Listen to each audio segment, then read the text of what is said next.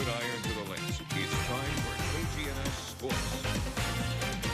Hello, everyone. Welcome to Friday Sports Extra. I'm Ryan Bailey. And I'm Michaela Romero. Coming up tonight, the latest on the girls' basketball playoffs, plus the Heat signed their first player for the summer season, and another Houston superstar is leaving the city. That's right, but first we're going to start with the final night of the boys' high school hoops and a number of playoff questions still needing to be answered.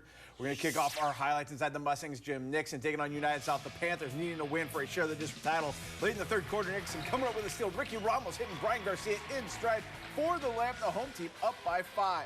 Into the fourth quarter we go. South down 7, needing a bucket in the worst way. Andy Cisneros going to step up and knocking that one down. The lead just 4.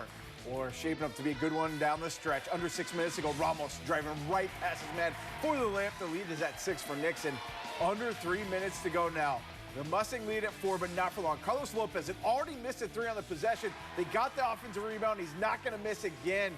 Hitting from deep. The next time down, Raul Pedraza with the steal. All alone for the Lamp. Just like that, South takes a 55-54 lead. The Panthers feeling good. In the final seconds after a South turnover, Nixon with one last chance. Juan Morales, patience at the rim from Ian Tovar. He hits the Mustangs in front by 1. A mad scramble in the final seconds. South going to get one more look, but the shot just too strong. That's your ball game. Nixon wins it 56-55. Pedraza with 16 to lead the Panthers. Well, Morales has 11 for Nixon. Tovar gets 10. After the game, we caught up with those two. We talked about how big this win was to give the Mustangs some momentum into the playoffs. We're on a losing streak, but with this win, we got momentum, and now everybody started feeling good with each other.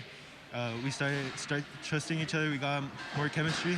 It was important to get the momentum going and to go to the playoffs because it doesn't matter who we face, we're always going to give it our all.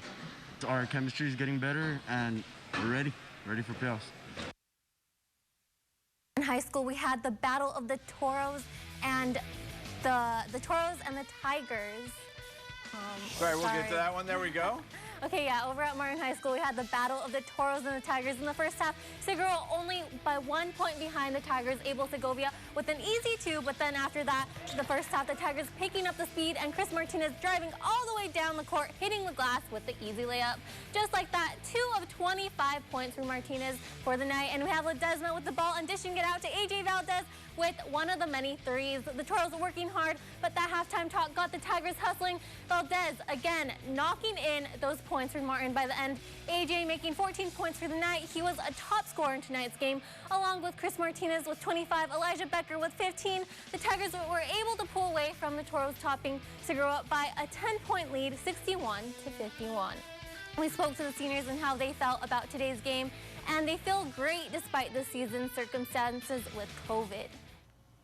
It's a lot of people doubted us, when some teammates left, people doubted us, and we stayed together as a team, and we came out with a point undefeated, 3-peat.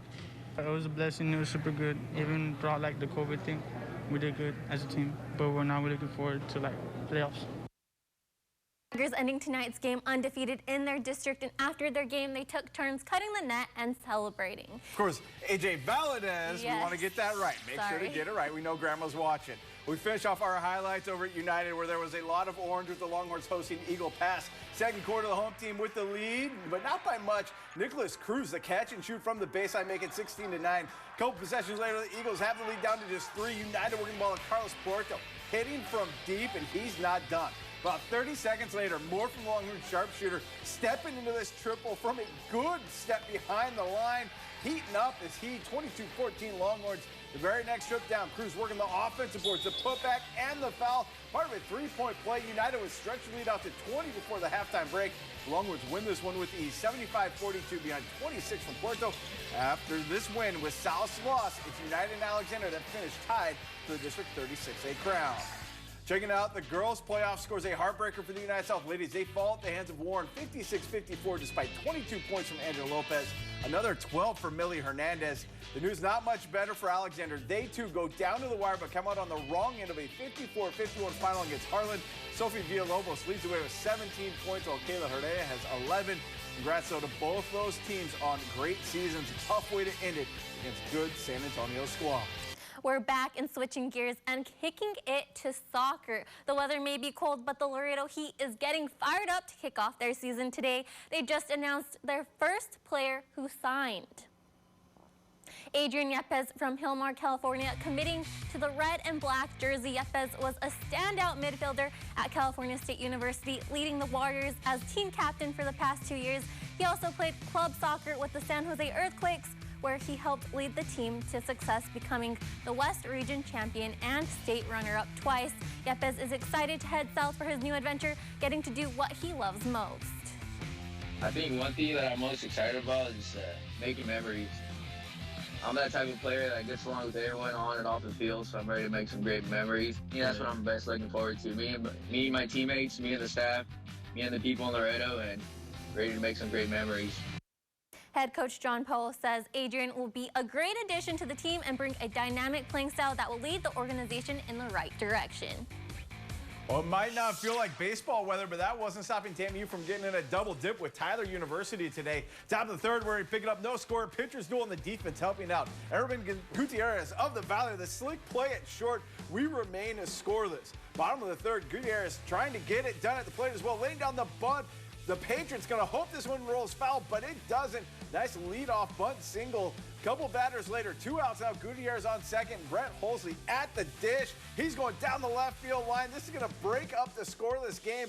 Holsley in with the double. He would end up getting hurt, though.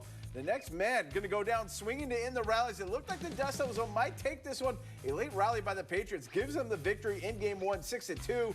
The afternoon game, the script looking very similar. TAMU gets on the board with the opening run of the game. Only to see the Patriots put up a crooked number in the late innings. The Dust Devils stage a rally with 2 runs in the 8th, but it's not enough. They fall 6-4. They're now going to look to avoid a series sweep tomorrow afternoon. And moving on to some NFL news, Texans J.J. Watt is saying goodbye to Houston after spending 10 seasons with the team. In social media, Watt said he asked to be released, and that is his wish was granted. The 31-year-old was by far one of the most productive pass rushers in Texas history. He had a total of 131 career sacks, along with other accomplishments like his Defensive Player of the Year honors and being recognized for his charity work. The decision to part ways was mutual. The Texans chair and CEO Cal McNair say he is unlike any other player in the franchise's history. Yeah, so this coming on the heels of course, James Harden going out, Russell Westbrook going out, a number of Astros, George Springer hitting the road. So not a whole lot of guys staying in Houston. He is going to be sorely missed. I know after the hurricane, he was instrumental in raising a ton of money over there. So J.J. Watt going to be missed over there. And we'll see if Deshaun Watson is next. I just feel like everyone's ready for a change this year. Yeah, we'll see how the Houston teams fare. Well, that's going to do it for us here on Friday Sports Extra. Michaela will be back Saturday and Sunday. Have a great weekend, everybody. Good night.